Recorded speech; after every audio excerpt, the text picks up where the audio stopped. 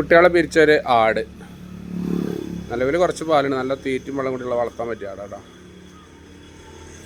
പറമ്പിലൊക്കെ നല്ല ഉഷാറായിട്ട് വിട്ട് മേഞ്ഞ് നിന്ന ആടാ. കുട്ടികളെ പിരിച്ചാണ്. ജനുണ്ടോ ഇല്ല അറിയില്ല. കൂട്ടത്തിൽ നടന്നതിന് ആടാണ്. നിലവിൽ കുറച്ച് പാലുണ്ട്.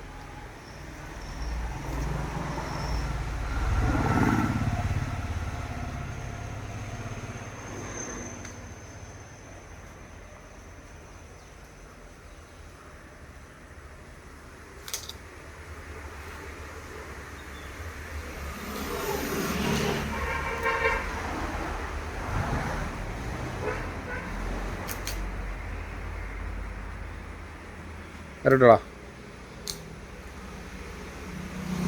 എവിടെ